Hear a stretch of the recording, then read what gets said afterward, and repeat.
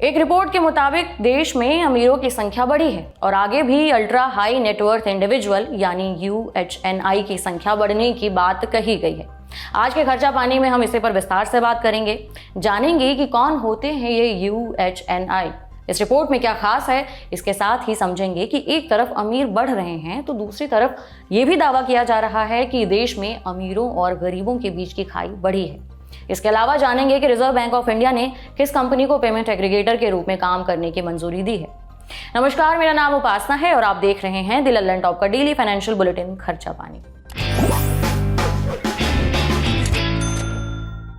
भारत में अमीरों की संख्या बढ़ी है, इस बारे में नाइट फ्रैंक इंडिया ने एक रिपोर्ट जारी की है। इस रिपोर्ट में कहा गया है कि देश में रईसों की संख्या में सालाना आधार पर 6% का इजाफा हुआ है। रिपोर्ट में दावा किया गया है कि भारत की अर्थव्यवस्था में तरक्की के चलते अमीरों की संख्या में साल दर साल इजाफा हो रहा है। Real estate advisor Knight Frank ने अपनी दी वेल्थ रिपोर्ट 2024 जारी की। रिपोर्ट में कहा गया है कि भारत में UHNI की संख्या 2023 में 6.1% बढ़कर 13,263 हो गई, जबकि इससे पहले वाले साल यानी 2022 में ये संख्या 12,495 थी। इतना ही नहीं, ये रिपोर्ट बताती है कि अगले 4 साल यानी 2028 तक देश में बढ़ती हुई समृद्धि के कारण अल्ट्रा हाई नेटवर्थ इंडिविजुअल्स यानी UHNI की संख्या बढ़कर करीबन 20,000 तक होने का अनुमान है। आगे बढ़ने से पहले जरा समझ लेते हैं कि ये UHNI आखिर है क्या। दरअसल UHNI ऐसे व्यक्तियों को कहा जाता है जिनकी कुल संपत्ति $3 करोड़, रुपए में कहूं तो आज की तारीख में करीबन 250 करोड़ रुपए या उससे ज्यादा होती है। नाइट फ्रैंक इंडिया के चेयरमैन और मैनेजिंग डायरेक्टर शिशिर बैजल ने कहा, देश में वेल्थ क्रिएशन के बदलाव का दौर चल रहा है। भारत इस समय दुनिया में इकोनॉमिक ग्रोथ और बढ़ते मौकों का गवाह बन रहा है। देश में बेहद अमीरों की संख्या में अच्छी खासी वृद्धि हुई है। अगले 5 सालों में इसमें करीबन 50% की वृद्धि होने की उम्मीद है। नाइट फ्रैंक की रिपोर्ट के मुताबिक करीबन 90% भारतीय UHNI की संपत्तियों में 2024 में भी इजाफा दिखने की उम्मीद है। वहीं 63% की संपत्तियों के मूल्य में 10% से ज्यादा का इजाफा होने का अनुमान है। साल 2023 में वैश्विक स्तर पर UHNI की संख्या 4.2% बढ़कर 6,26,669 हो गई थी, जो इससे एक साल पहले 6,01,300 थी। वहीं रिपोर्ट में कहा गया है कि दुनिया भर में अमीरों की संख्या अगले 5 सालों में 28% के आसपास बढ़कर 8 लाख के पार पहुंच सकती है। अगर अलग अलग देशों की बात करूं तो तुर्की में अमीरों की संख्या में सालाना आधार पर सबसे ज्यादा 9.7% का इजाफा हुआ है। इसके बाद अमेरिका, भारत और दक्षिण कोरिया और स्विट्जरलैंड जैसे देशों के नाम शामिल हैं। लेकिन इस बात में भी कोई शक नहीं है कि भारत में जितने ज्यादा लोग अमीर हैं उससे कहीं गुना ज्यादा गरीब भी मौजूद हैं। गरीब वो व्यक्ति होता है जिसके लिए 2 वक्त का भोजन जुटा पाना भी मुश्किल होता है। वो इतना कम कमाते हैं कि अपनी बुनियादी ज़रूरतों को भी पूरा नहीं कर पाते हैं। सरकार मानती है कि गांव में रहने वाला व्यक्ति अगर हर दिन 26 रुपए और शहर में रहने वाला व्यक्ति 32 रुपए खर्च नहीं कर पा रहा है तो वो व्यक्ति गरीबी रेखा के नीचे माना जाएगा। भारत में अमीरी बढ़ी, लेकिन एक तरफ भारत की अरबपतियों की संपत्ति आसमान छू रही है तो दूसरी तरफ करोड़ों लोग गरीबी की रेखा के नीचे जीवन गुजार रहे हैं। ऑक्सफैम इंटरनेशनल की सालाना असमानता रिपोर्ट के अनुसार साल 2000 में सिर्फ 1% लोगों के पास देश की 33% संपत्ति थी। 2022 तक 1% इन्हीं अमीरों के पास देश की 40% संपत्ति हो गई। इसका मतलब है कि भारत के कुछ सबसे अमीर लोग पूरे देश की करीबन आधी संपत्ति के मालिक हैं।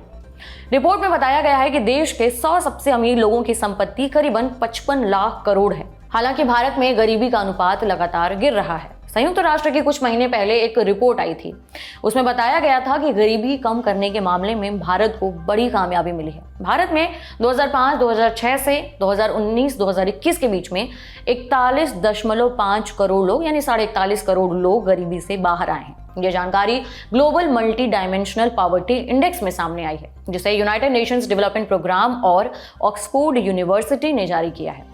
रिपोर्ट के मुताबिक भारत में 2005-06 में करीबन 6 करोड़ 45 लाख लोग भयंकर गरीबी में जीवन गुजार रहे थे। यह संख्या 2015-16 में घटकर लगभग 3 करोड़ 70 लाख और 2019-21 में 2 करोड़ 30 लाख हो गई। ये आंकड़े गरीबी के स्तर में पर्याप्त कमी को दिखाते हैं। रिपोर्ट में कहा गया है कि भारत के सबसे गरीब राज्यों में सबसे तेजी से तरक्की हुई है। हाल ही में अमेरिकी इन्वेस्टमेंट बैंक गोल्डमैन सैक्स की the rise of affluent India नाम से जारी रिपोर्ट में कहा गया है 2027 तक समृद्ध भारतीयों की संख्या 10 करोड़ के पार हो जाएगी। दुनिया में केवल 14 देश हैं जिनकी आबादी 10 करोड़ से ज्यादा है। रिपोर्ट में कहा गया है कि फिलहाल लगभग 4% कामकाजी आबादी सालाना $10,000 यानी 8.25 लाख रुपए से कुछ ज्यादा इतना कमाती है। रिपोर्ट बताती है कि लोगों की समृद्धि में तेज ग्रोथ का मतलब है कि पिछले 3 सालों के दौरान शेयर, सोना, प्रॉपर्टी समेत तमाम फाइनेंशियल और भौतिक संपत्तियों में भी अच्छी खासी ग्रोथ हुई है। इक्विटी और गोल्ड में सबसे ज़्यादा तेज़ी देखने को मिली है, जबकि प्रॉपर्टी की कीमतों में पिछले 3-4 सालों में खूब इजाफा हुआ है। वहीं 15 जनवरी 2024 को जारी नीति आयोग के डिस्कशन पेपर में यह दावा किया गया है कि देश में पिछले 9 सालों में 24 करोड़ 80 लाख लोग गरीबी से बाहर निकले हैं। नीति आयोग के मुताबिक भारत में गरीबी दर 2013-14 में 29.17% थी, जो 2022-23 में घटकर 11.28% रह गई है। इस तरह से देखें तो पिछले 9 सालों में भारत में गरीबी दर में 17.89%, मोटामोटी 18% की गिरावट आई है। नीति आयोग के डिस्कशन पेपर में बताया गया है कि कभी बीमारू राज्यों में गिने जाने वाले राज्यों ने सबसे शानदार प्रदर्शन किया है। आयोग के मुताबिक बहुआयामी गरीबी से बाहर निकलने वालों की सबसे ज्यादा संख्या उत्तर प्रदेश में दर्ज की गई है। यूपी से 5 करोड़ 94 लाख लोग गरीबी की सीमा से बाहर निकले हैं।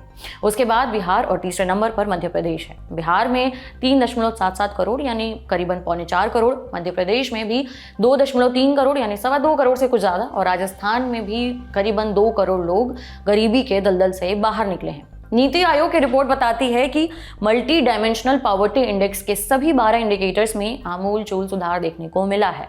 मल्टी डायमेंशनल पॉवर्टी इंडेक्स को शॉर्टकट में MPI और हिंदी में बहुआयामी गरीबी संकेतक कहा जाता है। MPI के जिन पहलुओं के आधार पर गरीबी को मापा जा रहा है उनमें पोषण, रसोई गैस, बाल एवं किशोर मृत्यु दर, मातृ स्वास्थ्य, स्कूली शिक्षा के वर्ष और स्कूलों में छात्रों की हाजिरी, पेयजल, हाइजीन यानी साफ सफाई, बिजली, घर, संपत्ति और बैंक खाता होना शामिल है। दूसरी तरफ भारत में आय के बंटवारे में असमानता लगातार बढ़ रही है। बीते 20 सालों में लोगों की इनकम और संपत्ति में असमानता का जो दायरा है वो काफी तेजी से बढ़ा है। यूनाइटेड नेशंस डेवलपमेंट प्रोग्राम यानी UNDP की रिपोर्ट के मुताबिक भारत दुनिया के उन टॉप 10 देशों में शामिल है जहां लोगों की इनकम तो बढ़ी है लेकिन इसमें समान इजाफा नहीं हुआ है। हैरान करने वाली बात यह है कि 10% अमीर लोगों के पास देश की आधी संपत्ति है। आपको बता दें कि मॉर्गन स्टैनली के मुताबिक भारत अगले 4 सालों में दुनिया की टॉप 3 अर्थव्यवस्थाओं में शामिल हो सकता है। इसका मतलब हुआ कि देश में प्रति व्यक्ति आय में भी बढ़ोतरी होगी, लेकिन इसका असली फायदा तभी मिलेगा जब तरक्की में हर भारतीय का बराबर योगदान हो और उन सभी को देश की ग्रोथ का भरपूर फायदा मिले। अब एक और खबर पर बात करते हैं। रिजर्व बैंक ऑफ इंडिया ने ई-कॉमर्स वेबसाइट अमेजॉन की फिनटेक ब्रांच अमेजॉन पे को पेमेंट एग्रीगेटर के रूप में काम करने की मंजूरी दे दी है। अभी तक अमेजॉन पेमेंट ऐप का लाइसेंस लेकर काम कर रहा था।